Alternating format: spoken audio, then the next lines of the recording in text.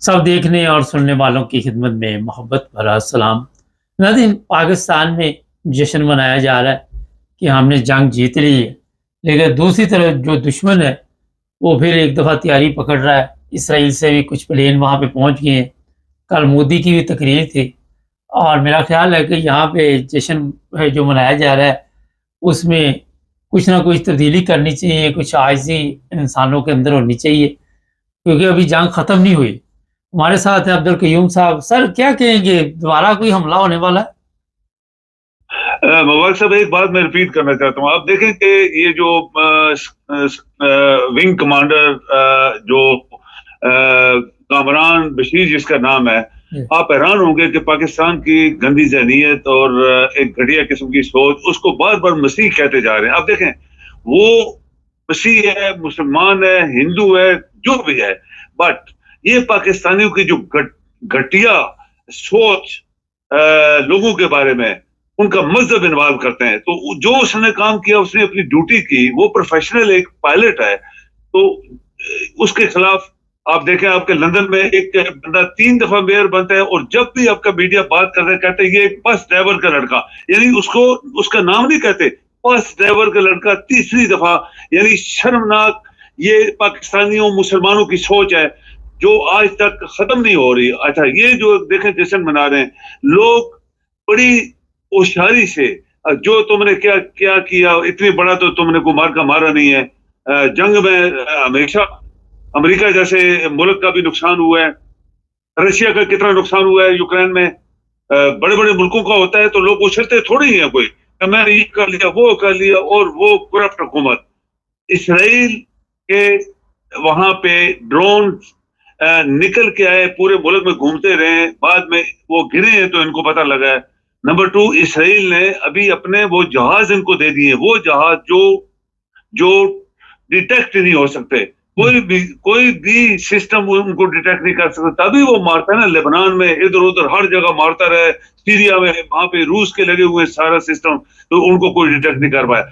ये जो हमारी एक कम जरफी, यानी नलायक तरीन एक कौम जो होती है, मुबारक साहब, नलायक तरीन कौम, मुसलमान बाद में छोड़े, मुसलमान तो है ही नहीं वो, तो उनकी सोच क्या है कि सड़कों पर ढोल बज रहे हैं, डांस कर रहे हैं, और निकम्मे लोग, खाने के लिए रोटी नहीं है, लड्डू बेच रहे हैं। किसी गरीब को तुम दो ना पैसे, जिसके पास रोटी नहीं है, जिसके जूते नहीं है, जो इलाज के लिए मर रहे हैं, उनको ये पैसे दो, मिठाई बेच वहां पे बांटी जा रही है, और क्या क्या हो रहा है, ये ढोल टमके।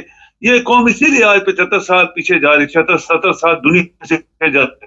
आज भी पासपोर्ट आपका दुनिया के सबसे आखिर इसके 4 नंबर पे है, हमारे नीचे सोमालिया और इस तरह के मुल्क, यमन वाला।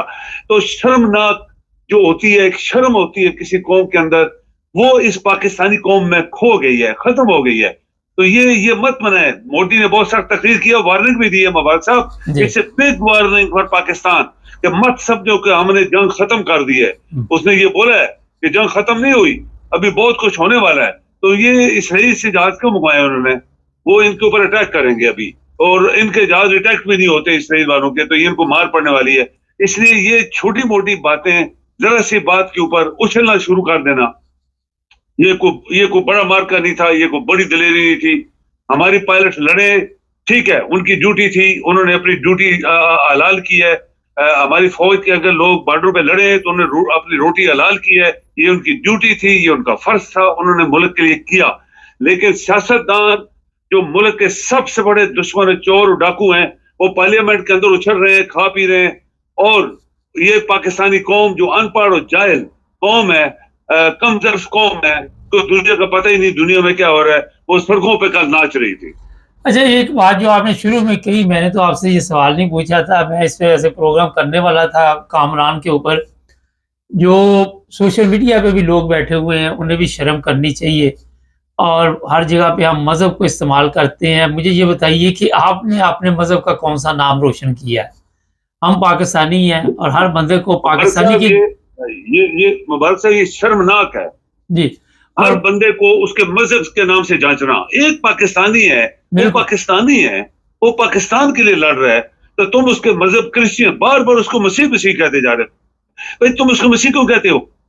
आप देखें, जैसे लंदन में 3 दफा वो एक बंदा पाकिस्तानी मेयर बना है, तो उसको कहते हैं इसका बाप ड्राइवर था, बस ड्राइवर। देखो कितनी शर्म। और ये कौन लोग हैं? ये जो मीडिया में लेकिन ये जो हसन भी सब्जियां तो है बेचता ना। था, आज वो एंकर बन गया है। मुबारक साहब एक सुने, एक मीडिया में सब्जियां बेचता था सड़कों पर, वो एंकर बन गया है। एक प्राइमरी स्कूल की एक टीचर थी, वो जरा बड़ी एंकर बनी हुई है। तो ये सारे चोर चक्के जो है, ये आराम के पैसे लेके गवर्नमेंट के लोगों से, अदारों से, और मुंह से बकवास करते हैं, गंद निकालते हैं। ये कोई इंसान है? ये इस तरह के पाकिस्तान में लोग रहते हैं। अभी तो हमारे मुल्क का ये हाल है कि हमारा मुंह काला है दुनिया के सामने। लोग पाकिस्तान के, यकीन करें मुबारक से, मैं आपको ईमानदारी से कह रहा हूँ, पाकिस्तान में खत भी जाता है तो 20 दिन रोके रखते हैं यूरो वाले, चेक करते हैं इसके अंदर क्या जा रहा है। उधर से आता है 20 दिन रोके रखते हैं, पैसे जाने नहीं देते। क्यों? पाकिस्तान, उनके सामने पाकिस्तान है। टेररिस्ट, झूठे, फराडी, बकौर, धोखेबाज, ये जो कंसेप्ट है दुनिया में मुसलमानों का। और हम फिर कहते हैं हम बड़े मुसलमान हैं, हमने बड़ी दाढ़ी रखी, हम जनाब बड़े बड़े पेट है हमारे, खा खा के आराम की रोटियां, और कुछ छोड़ा नहीं है पाकिस्तान के अंदर, किसी को इज्जत नहीं है, हमारी भी इज्जत नहीं बची, हम बाहर रहते हैं। अच्छा, यहाँ पे इंडियन प्राइम मिनिस्टर बने थे और किसी ने भी इस तरह की बात नहीं की। बात आपकी बिल्कुल दुरुस्त है कि अगर ज़रा सी भी कोई यहाँ तरक्की होती है तो उसकी बैकग्राउंड खोल के बैठ जाते हैं, बजाय इसके कि फ़ख्र करना चाहिए कि हमारे लोग जो है वो बड़ी ज़बरदस्त तरक्की कर रहे हैं। और अब आते हैं थोड़ा सा इंडिया की तरफ, पाकिस्तान की तरफ। मोदी तो बड़ा गुस्से में था, वो कहता जी हमारे ही लोगों को मार दिया इन्होंने आके, और ये वहाँ पे दहशतगर्द पालते हैं। तो इससे ये तैयारी लिए हैं। आप देख रहे हैं कि आने वाले दिनों में दोबारा कुछ इसका हमला होने का खदशा है? बिल्कुल मुबारक साहब, ये नोट कर लें। आप कहें कि एक मशहूर मकूला है कि कभी भी अपने कमजोर दुश्मन या बड़े दुश्मन से कभी उसको लाइट ना लें कि ये अभी जंग खत्म हो गई है, बस हमने 4 जहाज मार दिए, 6 मार दिए। वो एक उनका लेफ्टिनेंट जनरल बता रहा था, वो कहता है देखो जब जंग होती है 100 जहाज अगर इंडिया का फॉर एग्जाम्पल उड़ रहा है, तो आप मिसाइल मारते 2-4 तो हिट हो जाएंगे ना। वो कौन से हिट हो गए? जो भी हो गए। अभी देखें कि पैलेस्टाइन में मजे में ये जो फिलिस्तीनी है, इन्होंने जो रॉकेट छोड़े थे तो इसराइल का नाश कर दिया था, उनका सारा सिस्टम ही बैठ गया था। वो जो उनके वहां पे लगे हुए थे सिस्टम था मिसाइल रोकने वाला, क्योंकि 1000 अगर मिसाइल जा रहा है मुबारक साहब, तो 1000 तो मिसाइल उसको नहीं रोक सकते। मिसाइल तो 2, 4, 10 को रोकेगा। तो ये जो चीज होती है जंगों में, नुकसान अमेरिका का कितना हुआ है आप देखते हैं। अफगानिस्तान में 20 साल जंग करने के बाद कितना नुकसान हुआ, वियतनाम में इसके साथ क्या हुआ, वहां पे बड़े बड़े मुल्कों में क्या हुआ, बड़ा बड़ा नुकसान हुआ। तो अभी ये वो कहते हैं हमारे 4 जहाज अगर चारों वो वही हिट हो गए, फॉर एग्जाम्पल वही लाइन में जा रहे थे या गड्ढे जा रहे थे, ये बेवकूफी के सारे गड्ढे जा रहे थे, तो फिर टने मारने शुरू हो, हमने ये कर दिया वो कर दिया, और वो एक पायलट के पीछे उसकी सारी कौम सत्यानाश कर दिया, उसका अशर नशर कर दिया। इज्जत वाला आदमी है, पढ़ा लिखा आदमी है, पायलट है, पाकिस्तान का है, वो पाकिस्तानी है, उसका मजहब ले लेके उसका बदनाम कर रहे हैं। ये घटिया सोच हमें मार गया पाकिस्तान मुसलमानों। सर एक चीज बताइए, ये एक इंटरनेशनल टीवी ने ये दावा किया है कि एक पायलट खतून पाकिस्तान के कब्जे में है, जबकि DGISPR ने इनकार किया। कहते जब ये जंग का मुआहदा हुआ तो ये बताया गया कि इस तरह की कोई बात नहीं की जाएगी और ना उसे मीडिया पे लेके आया जाएगा, कोई बयान दिए जाएंगे। आप देख रहे हैं कि कहीं पे गड़बड़ हुई है ये? यस मुबारक साहब, आप यकीन करें, मुझे पक्का यकीन था कि ये लड़की इन्होंने लड़की पायलट इनकी लैंड हुई है, ये छुपा गए इस बात को। हाँ। आपको पता है कि जिस दिन ये पायलट लड़की लैंड की, उसी दिन इंडिया के फॉरेन मिनिस्टर ने चाइनीज फॉरेन मिनिस्टर को रिंग किया। हाँ। यानी इससे जाहिर हो रहा था कि उसको कह रहा था कि ये बच्ची हमारी वापस करो और इसका कोई शोर शराबा नहीं करना। आपके बंदे क्यों 3-4 दिन नहीं बोले? ये जितने आपके बड़े बड़े जनरल्स एयरफोर्स के सारे कोई बोला ही नहीं है। इसके बाद जब लोगों ने सवाल जवाब किया तो फिर बोला है, मतलब कि ये चीज सीक्रेट रखी गई थी। और मुझे यकीन है कि वो लड़की उन्होंने उसी दिन वापस कर दी है और ये पूरी इंफॉर्मेशन जो है इसको छुपाया गया। ये वापस कर दी, ये अभी इनके पास ही है, वापस कर देंगे। हमारे तो वहां पता ही ये लोगों को उठा के ले जाते हैं, नामालूम मकाम पे पहुंचा देते हैं, पता ही नहीं होता कहाँ ले गई। हमारे लोगों को ले जाते हैं, तो ये तो फिर इंडियन है। हाँ, तो ये चूंकि इंटरनेशनल एक मामला है मुबारक साहब, इसमें अमेरिका चूंकि इन्वॉल्व हुआ है, बड़े बड़े अरबी इन्वॉल्व हुए हैं, तुर्की वाला बढ़ के मारने वाला इन्वॉल्व हुआ है, चाइनीज इन्वॉल्व हो गए। तो चाइनीज के उन्होंने फॉरेन मिनिस्टर को बोला है कि इसको बच्ची को वापस करो, छुपा दो, कोई इन्फॉर्मेशन बच्ची के बारे में नहीं जानी। ये बच्ची उन्होंने हैंड ओवर कर दी उसी दिन।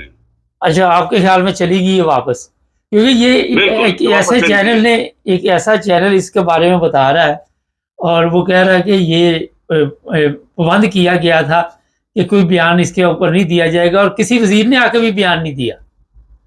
अच्छा, आप हैरान होंगे मुबारक साहब कि इंडिया ने कोई बयान नहीं दिया। हाँ, इंडिया ने इस पायलट के वहां पे पैराशूट से लैंड करने के बारे में पाकिस्तान के अंदर एक भी बयान नहीं दिया, वरना वो पहले दिन ही कह देते कि नहीं, ये पाकिस्तानी झूठ बोल रहे हैं, हमारा किसी पायलट ने वहां पे लैंड नहीं किया।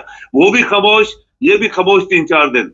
लेकिन ये इंफॉर्मेशन के इंडियन फॉरेन मिनिस्टर ने उसी वक्त चाइनीज फॉरेन मिनिस्टर को बोला कि इनको बोलो कि ये कोई प्रोपेगेंडा नहीं करेंगे, कोई चीखें नहीं मारेंगे, कोई दुनिया को नहीं बताएंगे हमारी बच्ची वहां लैंड कर गया, इसको वापस करो।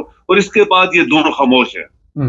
अच्छा, थोड़ा सा ये बताइए कि हमारे तो सियासी लीडर जो है वो तो कह रहे ये जंग हमने जीती है, हालांकि चले एयरफोर्स ने वो तो माशाल्लाह बड़ा जबरदस्त। आरामखोर मुबारक साहब, आरामखोर जो है वो पाकिस्तानी कौम को बेवकूफ तो उन्होंने बनाया हुआ है ना। 3 साल से पहले भुट्टो बना रहा था, 20 साल से, तो 3 साल से जो बेवकूफ बना रहे हैं उनको और बनने मिल गया है। जंग तो जीती। आप बताएं मुबारक से, एक पॉइंट नोट करें, जितनी दुनिया पाकिस्तान के अंदर जुलूस वाला या जो भी जुलूसियां या जुलूस निकले या लोगों ने एक किस्म की खुशी मनाई, किसी भी सियासतदान का नाम नहीं लिया, किसी सियासतदान का फोटो नहीं उन्होंने उठाया, सिर्फ चीफ ऑफ आर्मी साहब को उठाया हुआ था और एयरफोर्स के लोगों को उठाए हुए थे, जैसे ये पायलट है कुछ और पायलट्स।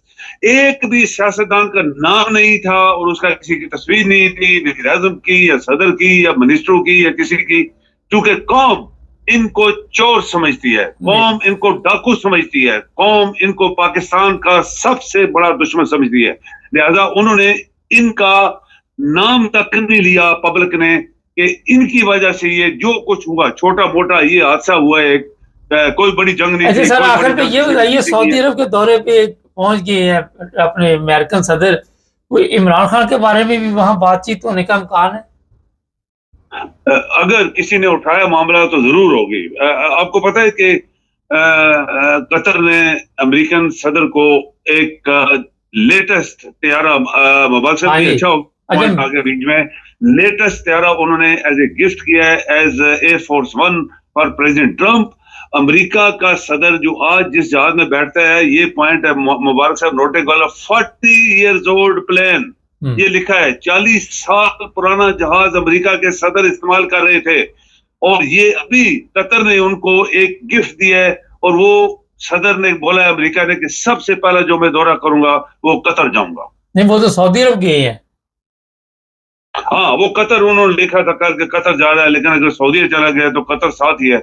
इसके बाद फिर कतर जाएगा, या कतर पहले जाएगा तो सऊदी बाद में जाएगा। सऊदी अरब पहुंच चुके हैं, वहां पे तस्वीरें आ गई हमारे पास। हाँ, पहुंच गए तो फिर डेफिनेटली सऊदीया वाले, आपको पता है ये मुसलमान सारे जो हैं वो बकाऊ लोग हैं, अपनी इंटरेस्ट के बारे में हर आदमी सोचता है, लेकिन इमरान के बारे में क्या सऊदी अरब की गवर्नमेंट ट्रंप से बात करेगी, ये कोई भी नहीं जानता। मुबारक, बहुत शुक्रिया जी, मेहरबानी। नाज़रीन, बात तो ये है कि हमें पाकिस्तानी बनना होगा। मैं इस लड़के को, कामरान इशरफ को सलाम पेश करता हूँ। उसके घर में भी जश्न का समा है, लेकिन ज़्यादा लोग इज़्ज़त से ही उसे, अक्सरियत बड़ी इज़्ज़त दे रही है। चंद एक होते हैं जिनको ये मसला होता है, हसद भी तो होता है ना, खुद तो किसी काम के नहीं होते, तो फिर इसी में हर जगह पे, मैं सोशल मीडिया पे सुन रहा, मुझे शर्म आ रही थी सुन के। चैनल को सब्सक्राइब कर, सब देखने और सुनने वालों की खिदमत में मोहब्बत भरा सलाम। नाज़रीन, बैनुल-अक़वामी हालात क्या चल रहे हैं, हमारे साथ हैं इरफान अहमद खान साहब जर्मनी से। खान साहब, अमेरिकन सदर का सऊदी अरब का दौरा शुरू हो रहा है, क्या देखते हैं आप? देखें, आज सुबह वो पहुंचे हैं सऊदी अरब जी, और जिस किस्म का इस्तकबाल आमतौर पर अमेरिकन सदर का किया जाता है, वैसा इस्तकबाल हमें नजर नहीं आया। जो उनका अराइवल दिखाया गया है, एक तो उनको रेड कारपेट नहीं दिया गया, रिसेप्शन जो है, आप देखें कहीं भी एयरपोर्ट पर किसी जगह भी कोई रेड कारपेट नजर नहीं आया, ना ही उनकी जहाज की सीढ़ियों पर, ना ही वो जिसके ऊपर चल के आते हैं एयरपोर्ट की बिल्डिंग तक कहीं भी रेड कारपेट वो नहीं था। फिर दूसरा ये है कि उनकी काबीना जो है, एक तो ये है कि हमेशा अमेरिकन सदर का जो भी बादशाह है वो खुद इस्तकबाल करता है, चाहे मुख्तलिफ वक्त के लिए वहाँ एयरपोर्ट पे। एक तो नहीं आए और वो मोहम्मद बिन सलमान जो है उसी ने इस्तकबाल किया है। फिर जो अब मुझे नहीं पता ये आया, अमेरिका ने शर्त रखी थी, मना किया था, मुमकिन है मौसम की गर्मी की वजह से या सख्ती की वजह से एयरपोर्ट भी सिर्फ 3-4 आदमी जो है वो इस्तकबालिया लाइन में मौजूद थे इनकी साइड से। और लेकिन मेन चीज जो है वो रेड कारपेट का ना होना बताता है, क्योंकि अमेरिकन सदर ने भी वहां से चलने से पहले जो बयान दिया था कि हम मशरिक़ वस्ता की जो पॉलिसीज है उसको नाम बदल देंगे या उसको नए रंग में हम इन हालात का सामना कर रहे हैं, जायजा ले रहे हैं नए हालात के साथ। तो वो नए हालात क्या है अब ये इस दौरे के दौरान ही पता लगेगा। जो कुछ पाकिस्तान और इंडिया के दरमियान अमेरिका ने किरदार अदा किया है और एक धमकी का रोल रखता है वो कि भाई इन्होंने कहा कि ना हम इंडिया से तजारत करेंगे ना पाकिस्तान से तजारत करेंगे अगर तुम हमारी बात नहीं मानोगे। और इंडिया की तजारत क्योंकि बहुत ज़्यादा है इसलिए इंडिया को एकदम जो है जंगबंदी के ऊपर कायल होना पड़ा और जंगबंदी शुरू करनी पड़ी। तो ये एक धमकी के तौर पर उन्होंने इस्तेमाल किया इसको ट्रम्प साहब ने और कामयाब रहे। और अपनी इस कामयाबी का उन्होंने अमेरिका में भी दावा किया है सऊदी अरब चलने से पहले कि हमने ये ट्रिक इस्तेमाल किया था और दोनों से कह दिया था कि भारत इंडिया और पाकिस्तान के साथ अमेरिका किसी किस्म की कोई रियायत नहीं करेगा अगर आप इस वक्त जंग नहीं बंद करेंगे। और जंग की सूरत हाल आपको पता है कि ये मिसाइल की हद से आगे बढ़ने लगी थी, इस किस्म के हमले दोनों तरफ से किए जा रहे थे। बहरहाल अब ये इस किस्म की जो कैफियत के अंदर जो ट्रम्प साहब का दौरा जो है अब ये 1-2 दिन में ही जाहिर होगा कि ये क्या नई शराइत रखते हैं। मेन मसला तो वहां पर इसराइल का है और इसराइल की जो फलस्तीन का है कि भाई फलस्तीन की मदद की जाए। आया कोई हमारे अरब भाई जिनके साथ इन्होंने मुलाकात करनी है वो इस गुफ्तगू के दौरान अमेरिका के साथ मुज़ाकरात के दौरान फलस्तीन का मसला डिस्कस करते हैं या नहीं करते, ये मेन चीज़ है। इस वक्त जो हजाज की सरजमीन है जो कहा यही जाता है कि भाई पूरे आलम इस्लाम की तर्जुमानी वो करती है और इस वक्त पूरा इस्लामी आलम इस्लाम जो है वो फलस्तीन के मसले पर कम से कम एक है कि भाई जो जुल्म वहाँ हुआ है उसका कोई ना कोई अदा होना चाहिए और फलस्तीन की रियासत को जो है वो बननी चाहिए वहाँ पर और गजा को दोबारा से आबाद करना चाहिए। और जो आप देख रहे हैं कि जिस किस्म की तस्वीर शाये की जा रही है, बार बार टीवी पर दिखाया जा रहा है कि गजा के बच्चे जो हैं वो हाथों में बर्तन, खाली बर्तन उठाए हुए फूड के लिए किस तरह में दर बदर फिर रहे हैं, या जो लाइनें लगती हैं उनके अंदर जो एक किस्म की आलम इस्लाम की जो बदनामी हो रही है उसको कवर करने के लिए इसराइल इसको सऊदी अरब को कोई ना कोई रोल इस वक्त अदा करना चाहिए। और वो अगर चाहें तो ये तीनों ममालिक पाकिस्तान मुसलमान बहसियों में ममालिक में सबसे ज्यादा अमीर मुल्क हैं और जिनको दुनिया तस्लीम भी कर रही है आजकल के हालात के अंदर। तो अगर ये चाहें तो ये हालात को बदल सकते हैं, लेकिन ये अब दौरा खत्म हो ले तो फिर ही पता लगेगा कि भाई हमने मुसलमानों ने या इन ममालिक ने क्या हासिल किया। खान साहब, अमेरिकन सदर ने यह भी कहा कि हम मसला कश्मीर हल करने में मदद करेंगे। क्या मदद करेंगे ये? देखिए इस मामले में मोदी साहब की क्लियर कट पॉलिसी है और उन्होंने ये कह भी दिया है कि भाई आज़ाद कश्मीर के अंदर जो गड़बड़ हुई है इस वक्त जो कंट्रोल लाइन के ऊपर वो डिस्कशन में आएगी, मसला कश्मीर डिस्कशन में नहीं आएगा। अब ट्रम्प साहब इसमें क्या पॉलिसी इख्तियार करती हैं ये जब एक दफा सामने बैठेंगे आमने सामने पाकिस्तान, जब तक सियासी कुव्वतें आमने सामने नहीं बैठेंगी उस वक्त तक सूरत हाल को वाज़ेह नहीं होगी। अभी तो सिर्फ जो मिलिट्री ऑपरेशंस के हेड है उनकी आपस में गुफ्तगू टेलीफोनिक हुई है 50 मिनट की और उसके अंदर जंगबंदी को तौसीह दी गई है कि भाई हम एक दूसरे पर हमला नहीं करेंगे शहरियों वगैरह पर, मतलब जंगबंदी को आगे ले जाया गया है कि भाई हाँ ये फायरबंदी इस वक्त जो जंगबंदी की गई है इसको मुस्तकिल इख्तियार कर जाए। लेकिन जो मसले 3 हैं जिनके ऊपर गुफ्तगू होनी है, जैसा कि हमारे ख्वाजा आसिफ साहब ने कहा था, वो सियासी क़यादतों के दरमियान होनी है। और अभी तक सियासी क़यादतों की मीटिंग जो है उसकी ना तो डेट अनाउंस हुई है, ना कोई ऐसा माहौल अभी बना है कि इसमें हम कह सकें कि इनकी सियासी क़यादतें आपस में बैठने लगी हैं। वहां जब बैठेंगे तब पाकिस्तान लाजमी मसला कश्मीर को उठाएगा। आया भारत उनकी ये बात सुनता है, ये नहीं सुनता, ये वक्त आने पे पता लगेगा। खासर ख्वाजा आसिफ का आपने जिक्र अभी किया, उसके जो बयानात आपने भी देखे सुने, और कल मोदी साहब ने भी ये कहा कि जब तक वहाँ पे ये जो दहशतगर्द हैं हम इसी तरह निशाना बनाते रहेंगे। तो आप क्या देखते हैं, एक तरफ हमारे वज़रा इस तरह के बयानात जब देंगे और दूसरी तरफ मोदी साहब भी तैयारी पे बैठे हुए हैं, तो आने वाले दिनों में क्या तब्दीली होगी, कौन सी बैठक होगी, क्या बातचीत होगी? देखें, जो भी बातचीत है, पाकिस्तान कश्मीर के ऊपर ज्यादा जोर देगा और भारत जो है वो दहशतगर्दी ऊपर ज्यादा जोर देगा। जो बकौल के भारतीय हुकूमत के पाकिस्तान जो भारत के अंदर दहशतगर्दी होती है उसके अंदर पाकिस्तान इन्वॉल्व है।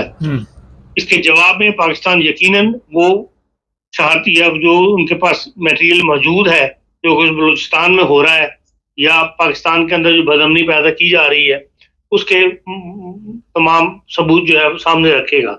अब ये तो गुफ्तगू शुरू होगी तो तभी बातें जो है सामने आएंगी।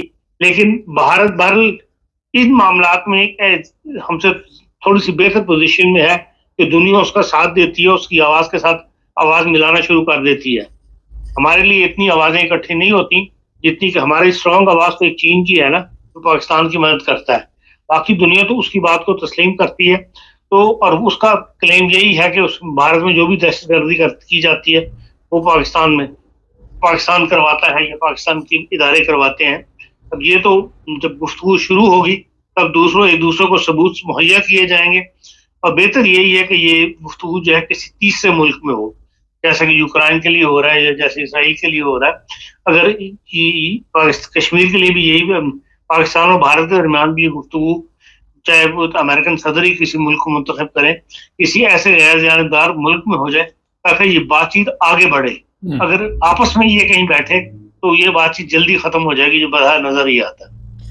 हाँ सर, यहाँ पे एक चीज़ आप बताइए, जिस तरह कल मोदी साहब ने तकरीर की है बड़ी गुस्से वाली कि पाकिस्तान को हमारी मदद करनी चाहिए थी, उन्होंने हमारे हर जगह तबाह कर दी, स्कूल कॉलेज जो पता नहीं क्या क्या नाम ले, फौजी जो भी उनके अड्डे थे। तो इतनी सख्त तकरीर के बाद आप समझते हैं कि कोई आराम से ये गुफ्तगू करेंगे आपस में बैठ? देखें, तकरीर करना और बात है, लेकिन जब हुकूमती मुज़ाकरात शुरू होते हैं वो बिल्कुल एक और बात होती है। उसके ऊपर तकरीरों और शरीरों का असर वहां नहीं चलता। वह बाहर एक एजेंडा बनता है, उस एजेंडे के ऊपर जो है बातचीत होनी शुरू होती है। हाँ, बातचीत कामयाब होगी या नहीं होगी, ये पाकिस्तान और भारत के दरमियान हमेशा एक बहुत बड़ा सवाल रहा है। हम बैठते तो हैं इकट्ठे एक साथ, लेकिन किसी नतीजे पर हमारी गुफ्तगू माजी में भी नहीं पहुंचती रही, सिवाय इसके कि भुट्टो साहब के जमाने में हम कुछ हासिल करने में कामयाब हुए थे। उसके बाद की जितनी भी मीटिंग है उसमें कुछ हासिल करने, दोनों तरफ भी कुछ हासिल नहीं कर सके। अब भी जो है, जो चंद दिन की जंग रही है 3-4 दिन की, उसके अंदर दोनों तरफ नुकसान हुए हैं और काफी नुकसान दोनों तरफ हुआ है। और हालात तो यही मतलब जरूरत तो यही बताती है कि भाई इस जंग से हमें बचना चाहिए और एक दूसरे के मुल्क के जो मसाइल जो है, जो अवाम के मसाइल हैं जिससे अवाम मुतासर होते हैं, उनको सामने रखते हुए मुज़ाकरात किए जाएं। और ये दुनिया के अंदर जहां भी मसाइल हैं इस किस्म के, जहां भी इख्तलाफात हैं, वहां पर इख्तलाफात अपनी जगह, लेकिन वहां के अवाम के दरमियान, ममालिक के अवाम के दरमियान तिजारत के थ्रू, सकाफत के थ्रू जो है वो कोई ना कोई राब्ते जो है वो कैफियत पैदा होनी चाहिए। पाकिस्तान और भारत के दरमियान ये हालात नहीं है, बल्कि एक दूसरे के दरमियान दुश्मनी की फिजा जो है वो हर वक्त कायम रहती है। इस फिजा को ठंडा करना चाहिए। ये फिजा जो है अमन की फिजा में बदलनी चाहिए। हुकूमतों के दरमियान जो इख्तलाफात हैं, हुकूमतों की जो पॉलिसी है वो अपनी जगह कायम रहे, लेकिन अवाम के दरमियान जो राब्ता है वो बहाल होना चाहिए। हाँ सर, अवाम जो है, आपने देखा कि जैसे ही ये जंग का आगाज हुआ तो दोनों तरफ की अवाम की जो हालत थी वो आपके सामने ही है। जिस तरह अवाम के सोशल मीडिया पे भी आपने ऐसी बातें सुनी, तो वैसे तो हम कहते हैं हमारी अवाम जो है, इंडिया की अवाम या इंडिया की पाकिस्तान की अवाम, इनमें बड़ी मोहब्बत है, लेकिन जैसे ही ऐसा मौका आता है तो वो मोहब्बत किधर चली जाती है फिर सबकी।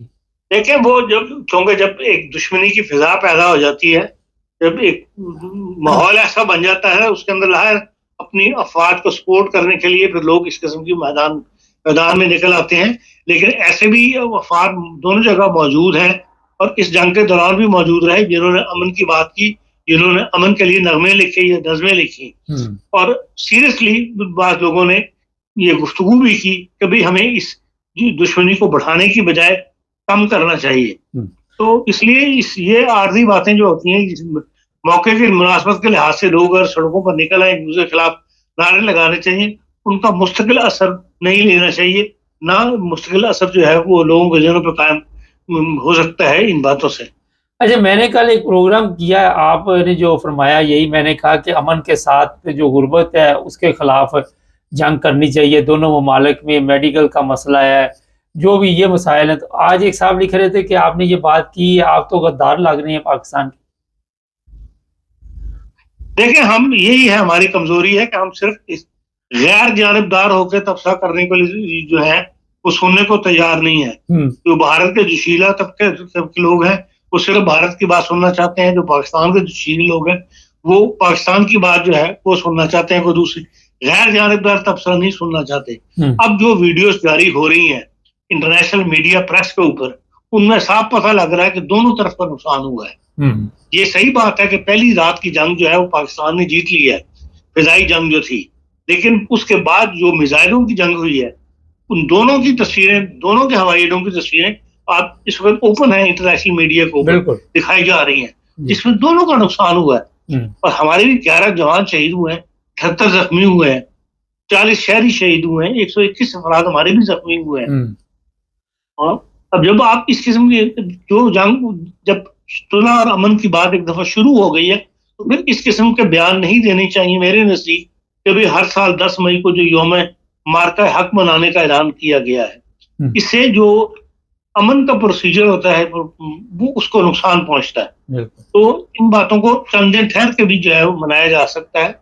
लेकिन अब ये बात क्लियर हो रही है, जो जंग का माहौल था, जो उसमें एक जज्बातियत इन्वॉल्व हुई थी, अब इंटरनेशनल प्रेस के ऊपर ऐसी वीडियोस बकसरत मौजूद है, मज़ामीन शाया हो रहे हैं।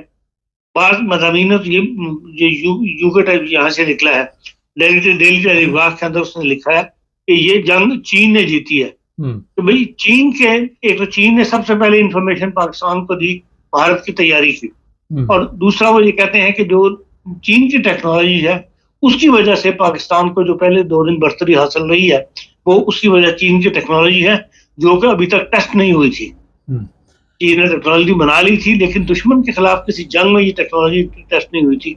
और इस जंग में टेस्ट होने के बाद दुनिया की आंखें खुली हैं कि भाई चीन की टेक्नोलॉजी जो है बहुत ज्यादा एडवांस है, 5th जनरेशन कहते हैं, उससे भी आगे निकलने वाली है। और ताइवान के अंदर जो चीन आंखें दिखाता है, उसकी वजह यही है कि वहां पर चीन ऐसी टेक्नोलॉजी हासिल कर चुका है जिसमें उसके शिकस्त देना जो है आसान नहीं होगा अमेरिका के लिए, दूसरी ताकतों के लिए। और इसलिए अमेरिकन के अंदर भी ऐसे जो थिंक टैंक हैं, उन्होंने भी गुफ्तगू की है कि भाई चीन टेक्नोलॉजी इस हद तक निकल चुकी है, और हम जिस बिरते के ऊपर ताइवान की बात करते थे उसमें हमें नाकामी हुई है, या हम उस हद तक पहुंचने में कामयाब नहीं है, या हमारी तैयारी उस हद तक नहीं है।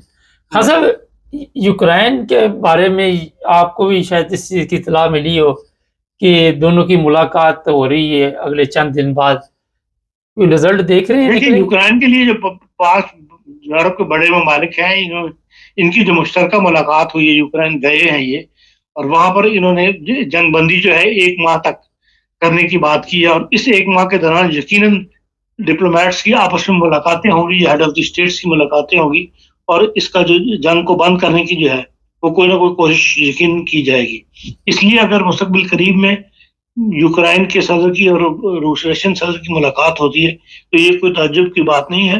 अब हालात काफी बदल चुके हैं। अब यूरोप भी जो है वो इंडिपेंडेंट होकर सोच रहा है, पहले वो अमेरिका की सोच के साथ चल रहा था।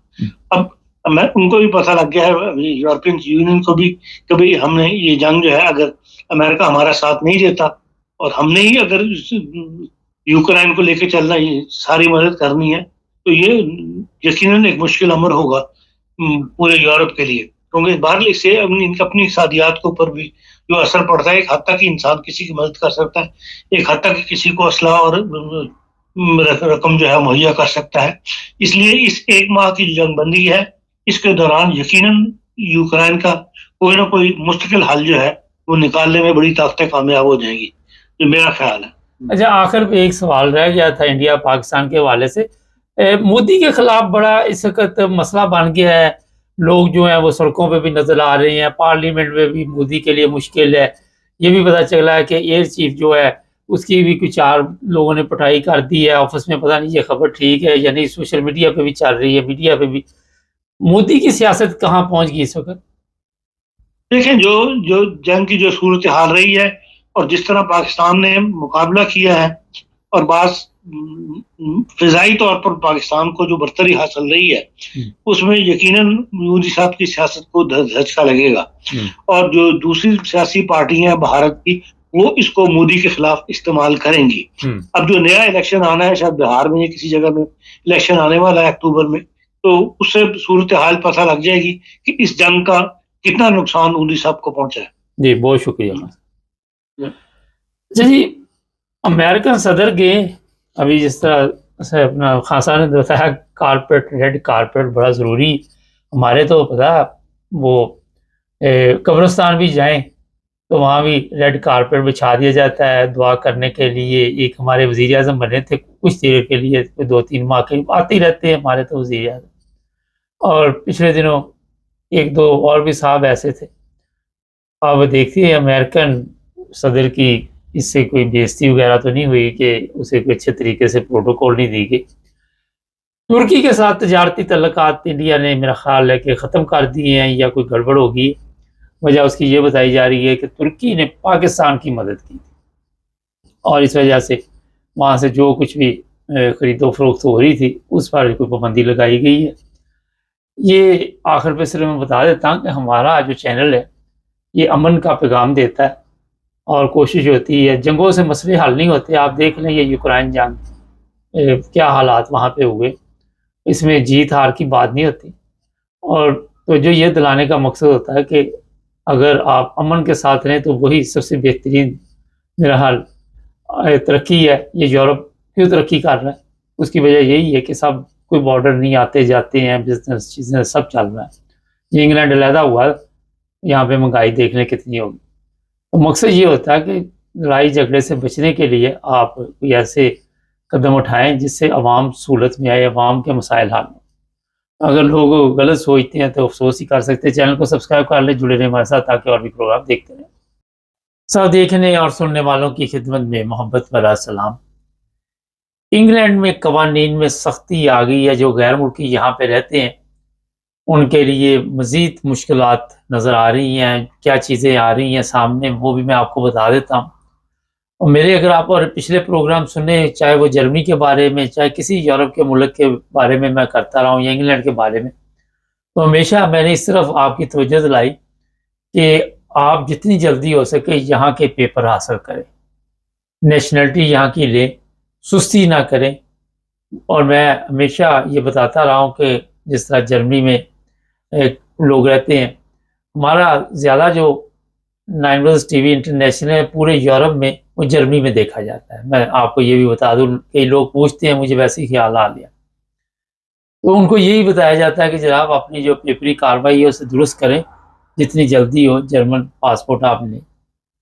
अब इंग्लैंड ने इस बार सख्ती शुरू कर दी है और यहाँ मुझे जो भी लोग वैसे भी मिलते हैं उनको मैं यही मशवरा देता था कि जितनी जल्दी हो सके यहाँ की नेशनलिटी ले लें, सुस्ती नहीं करनी। अब हुआ ये है कि जो 5 साल बाद नेशनलिटी मिलती थी यहाँ पे, वो जल्द ही ऐसे कवानीन इस वक्त असम्बली में पहुँच चुके हैं और वो समझे पास ही है, क्योंकि अक्सरियत आपको भी बताया असम्बली में किसकी है। अब 5 साल नहीं 10 साल बाद वो ब्रिटिश पासपोर्ट हासिल कर सके। 5 साल का फ़र्क पड़ गया। और इसमें इस तरह ये फ़र्क नहीं पड़ा। इंग्लिश के लिए भी उन्होंने कहा कि सख्त टेस्ट लिया जाएगा। पहले बड़ा नरम सा टेस्ट था, लोग जाते थे, वो हल्की फुल्की इंग्लिश बोल के तो पास हो जाते थे, इतना बड़ा कोई इशू नहीं था। इसमें भी उन्होंने सख्ती कर दी गई। लेकिन ऐसे जो लोग यहाँ पे जिस तरह डॉक्टर हैं, बड़े बड़े इंजीनियर हैं, इनके लिए ये कवानीन 5 साल तक के होंगे, लेकिन वो टैक्स दिखाएंगे कि कितना टैक्स उन्होंने पे किया, और ज़्यादा काम की तरफ भी तवज्जो दी जाएगी।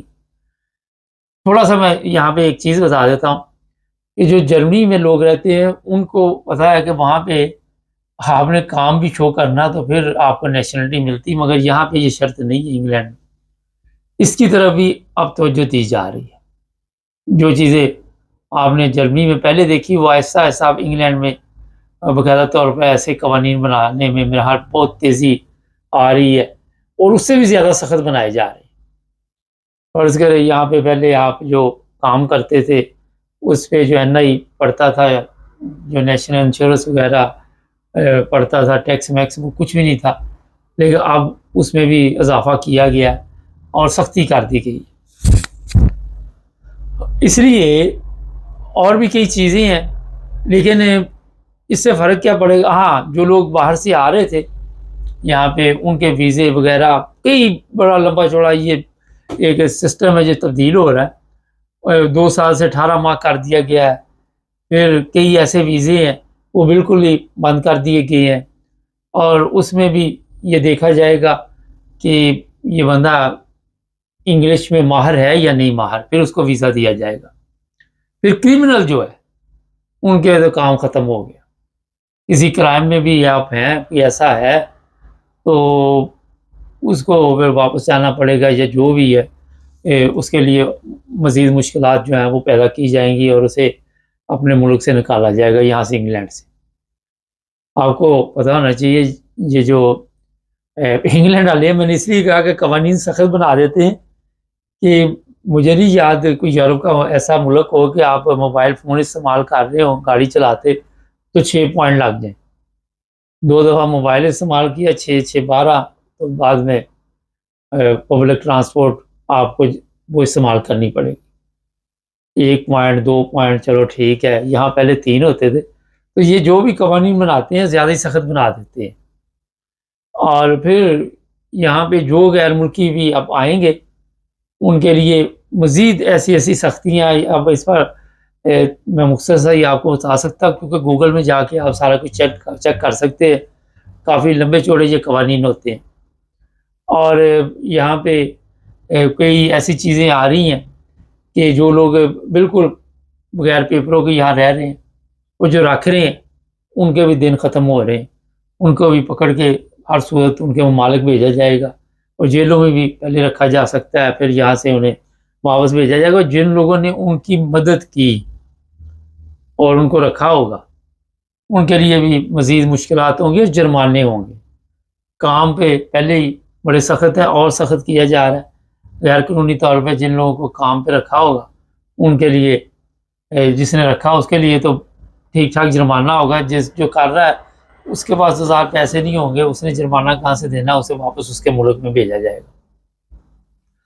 ये भी मैं बता देता हूँ कि ये 10 साल जो भी लोग जिस दिन से ये कवानीन बनते हैं उसके बाद ये जो लोग होते हैं वो ऐसे कवानीन के अंदर आते हैं जिनकी एप्लीकेशन जा चुकी है, उनके लिए ये कोई प्रॉब्लम नहीं होती। जो तो लोग क्यू में लग चुके हैं और उनके ऊपर काम हो रहा है, उनके लिए ये नहीं है कि अब 10 साल बाद वो करेंगे वापस उनकी एप्लीकेशन दे दी जाएगी। अभी पास नहीं हुआ ये, अभी इस पर जो यहाँ के वज़ीर आज़म है उन्होंने कह दिया है, और बड़ी लंबी चौड़ी उनकी तकरीर है, आप सुन सकते हैं। जिनके पास मौका है फौरी तौर पर एप्लीकेशन करें, लेट ना करें।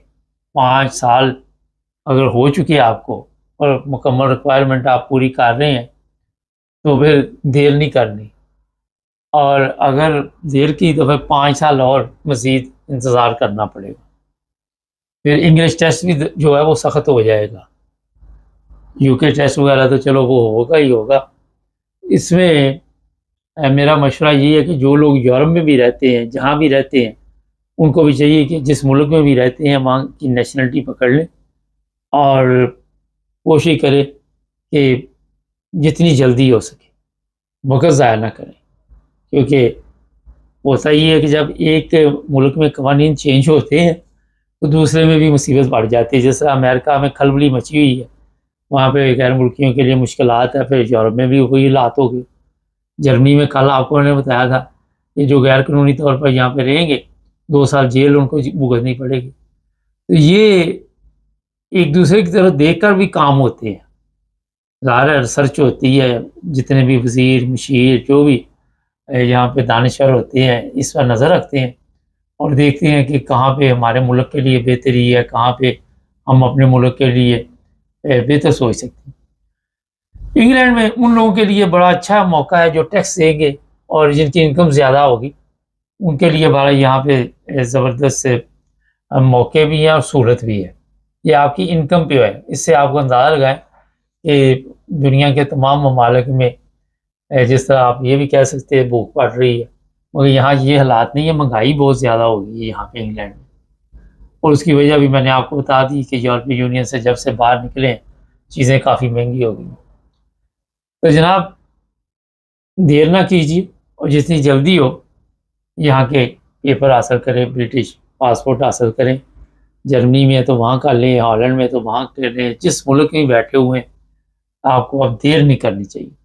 चैनल को सब्सक्राइब कर लें, जुड़े रहें हमारे साथ ताकि मज़ीद इन्फॉर्मेशन आपको मिलती रहे। सब देखने और सुनने वालों की खिदमत में मोहब्बत भरा सलाम। नाज़रीन, आप सबको ये तो पता है कि आज का जो जर्मन बॉर्डर है बड़े सख्त कर दिए गए और जो जर्मन बॉर्डर पुलिस है वो जो भी लोग वहाँ पे आते हैं उनकी चेकिंग भी करती है, इंक्वायरी भी करती है। एक ऐसा केस सामने आया, मैंने कहा आप लोगों को पता होना चाहिए कि 7 लोगों को गिरफ्तार किया गया जर्मनी की पुलिस ने। नॉर्मल तो अब आप यूरोप की ही बात किया करें क्योंकि यूरोप में जो हालात जा रहे हैं, जितने भी यूरोप के ममालिक हैं उनकी पुलिस जो है वो मिलकर सारा काम करती है इस मामले में। और ये बताया जा रहा है कि ये जो लोग गिरफ्तार हुए हैं ये एजेंट हैं और मुख्तलिफ तरीक़ों से गैर कानूनी तौर पर लोगों को जर्मनी लेके आते थे। इन्होंने जनाब कुछ 300 लोगों को गैर कानूनी तौर पे पोलैंड के बॉर्डर से और दूसरे यूरोप के बॉर्डर जो हैं वहाँ से मदद की और पैसे भी बटोरे ठीक ठाक। और इन लोगों को ये जी जर्मनी लेके आए लाइप्ज़िग के इलाके में और जब पुलिस ने इनका पीछा किया तो फिर 7 लोग अभी तक गिरफ्तार हुए। 6 का तल्लुक बेल्जियम से है, 1 का तल्लुक जर्मनी से है। ये जर्मन या बेल्जियम के लोग नहीं है तो गैर मुल्की, लेकिन ये नहीं बताया अभी तक पुलिस ने। और जो 300 लोग वहाँ पे इस वक्त इनके ज़रिए आए उनकी अब तलाश जारी है। ये जो इंसानी स्मगलिंग में मुलव्वस लोग होते हैं इनका काम होता है सिर्फ बॉर्डर क्रॉस करवाना। और अब एक और चीज़ देखी जा रही है इनकी कि कौन कौन लोग इनको ये बिज़नेस देते थे। क्योंकि ज़ाहिर है ये चक्कर ये होता है कि फ़र्ज़ करें को पोलैंड में बैठा हुआ है या उससे आगे कहीं पे बैठा हुआ है तो वो अपनी कमीशन रख लेते हैं और बाकी के पैसे जो इनके साथ मुकमुका होता है वो इनको दे देते हैं। लंबे अरसे तक ये लोग जेल में रहेंगे, फिर इनकी जो भी पेपरी कार्रवाई होगी उसके बाद इन्हें अगर तो वापस भेजना हो इनके ममालिक में वो बात का मसला है। और जो 300 लोग हैं उनके साथ क्या कर सकते हैं, ज़्यादा से ज़्यादा उनकी चेकिंग करेंगे और सियासी बनाए वो ले सकते हैं यहाँ पे, तो और तो उनको कुछ भी ये नुकसान नहीं पहुँचा सकते।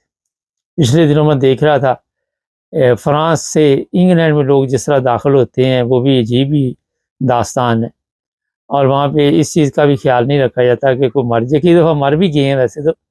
और वो ट्रक ऐसे ट्रेलर ऐसे होते हैं कि उसमें सांस भी लेना मेरे ख्याल मुश्किल है, जिस तरह सामान में इन्होंने छुपा के उनको रखा होता है। अब ज़हन में होता है लोगों के कि हम निकल जाएंगे, सबको तो नहीं रोकती पुलिस से यहाँ पे जो भी बॉर्डर पुलिस होती है। वो चंद एक ट्राले जो होते हैं जिन पे उनको शक होता है उनको रोक लेते हैं और दूसरे लोगों को जाने देते हैं। इसी तरह जो भी वहाँ आपके जर्मनी में बॉर्डर पुलिस है, वो भी जिस पर गाड़ी पर शक हो उसको रोकती है। लोगों के ज़हन में जो ट्रक ट्रेले है इनका पता नहीं चलता। आजकल ऐसा सिस्टम है कि तमाम वो पिक्चर सामने आ जाती है और पता चल जाता है कितने लोग अंदर मौजूद है, कितने बाहर मौजूद है, हर चीज़ सामने आ जाती है। अब जो ये लोग पकड़े गए हैं, इससे पहले इटली में भी कोई गिरफ्तारियां हुई थी। 3 या 4 लोग थे जिन्हें गिरफ्तार किया गया था और वो भी यही इंसानी स्मगलिंग करते थे। जब से यूरोप ने सख्ती की है उस वक़्त से यूनान से जो लोग आ रहे हैं, मैंने आपको बताया था, उनको भी जो बिल्कुल सिंगल है जर्मनी में जो आए हुए हैं उनको भी वापस जाने के लिए कहा जा रहा है कि वहाँ यूनान चले जाएँ। और बताया था कि 20-22 हज़ार लोग ऐसे हैं। तो अब जनाब वो वाली बात नहीं रही। कल मैंने आपको ये भी बता दिया था, शायद अगर किसी का प्रोग्राम रह गया हो, कि जो गैर कानूनी जर्मनी में रह रहे हैं या यूरोप पूरे में, जर्मनी की बात नहीं, पूरा यूरोप है, एक ही सिस्टम बना दिया सबका इन्होंने। उनको आप 2 साल जेल भी दे सकते हैं ये, और जेल सज़ा काटने के बाद अपने वतन भिजवाया जाएगा।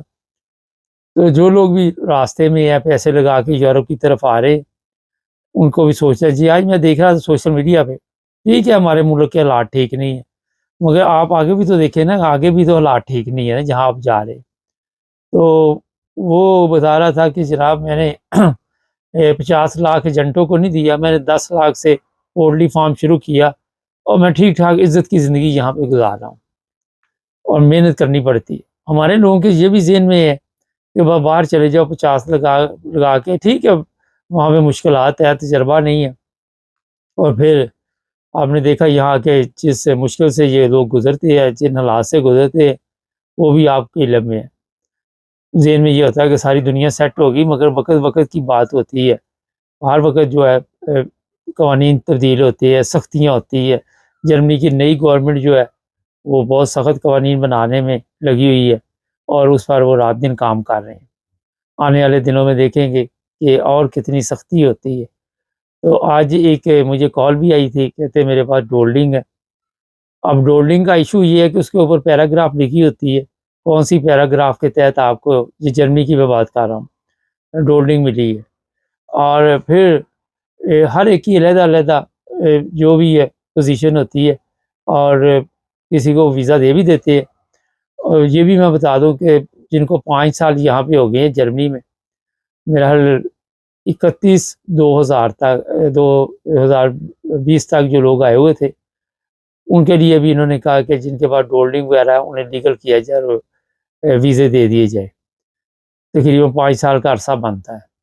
लोग सुस्ती करते हैं और जब सुस्ती करते हैं फिर वक़्त हाथ से निकल जाता है। हमारे प्रोग्राम का मकसद ये होता है कि सुस्ती ना करो और जितनी जल्दी हो अपने कागज़ जो है वो उनको मज़बूत करो। यहाँ पे कई आज जो साहब थे वो भी कुछ जिस तरह के केस पेश कर रहे थे, नॉर्मल जिसके पास 5 साल का इटली में वीज़ा वगैरह रहायशी है, वो जर्मनी में मैंने देखा मिले हैं मुझे, यहाँ चेंज करवा लेते हैं ओफनथाल-लावनस, क्योंकि इधर यहाँ के हालात बेहतर हैं और ज़िंदगी खुशगवार गुज़रती है, दौलत ज़्यादा है दूसरे ममालिक की निस्बत, मज़बूत कंट्री है। तो आके आप यहाँ पे चेंज करवा लें, लेकिन काम ढूँढना पड़ेगा। एक और आई, मुझे कॉल आई थी, मेरे जानने वाले ही हैं, तो वो कह रहे थे पुर्तगाल के हैं, मेरे पास 5 साल के मेरे बच्चों के पास भी। तो वो भी मैंने उनको कहा कि आप आके वहाँ पे काम ढूँढें जर्मनी में, और ये जो जर्मनी के कवानीन है उसके मुताबिक फिर आप वहाँ पे ओफनथाल-लावनस ले लें।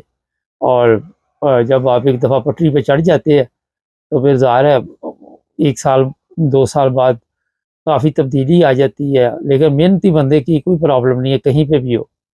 जर्मनी में भी आप आके काम करें, इटली से आए, पुर्तगाल से आए, स्पेन से आए, कहीं से भी आएँ, ज़िंदगी खुशहाल है वहाँ दूसरे ममालिक की निस्बत। क्योंकि स्पेन वगैरह में जो लोग रहते हैं उनको पता है वहाँ पे कितनी मुश्किल है, कितने टफ हालात है।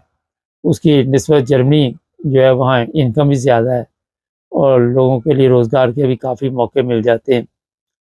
मैं चेक करता रहता हूँ लोग क्या क्या काम करते हैं। फ्रैंकफर्ट एयरपोर्ट पे बड़ी दुनिया काम पे लगी हुई है, वहाँ बड़े लोगों को काम मिल जाता है, कोई कोर्स मोर्स करने पड़ते हैं।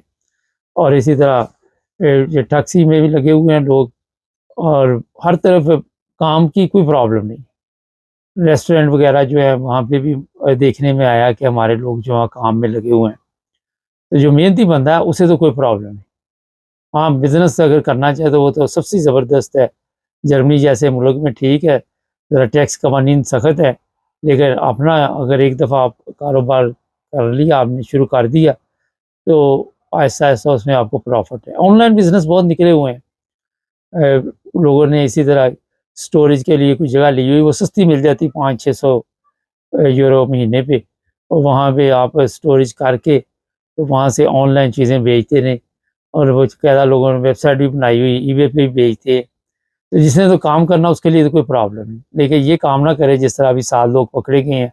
ये गैर कानूनी काम जो होते हैं इस पर एहतियात करें, क्योंकि जब इसमें एक दफ़ा रगड़े में आ गए तो फिर ज़िंदगी जो है वो बर्बाद हो गई, आपकी भी और जो पीछे बैठे हुए हैं उनकी भी। ये था जनाब, अभी जो भी अपडेट थी वो मुख्तसर आपको बता दी। थोड़ा लंबा ही हो गया, बात से बात निकल आती है, और कई लोग कह देते हैं कि आप अच्छी तफसील से बता देते हैं, लेकिन एक आधा ऐसा भी होता है जो जल्दी में होता है, वो कहता है मेरा टाइम बहुत कीमती है, तो वो जितना उसने सुनना सुन ले, बाकी का छोड़ दे। चैनल को सब्सक्राइब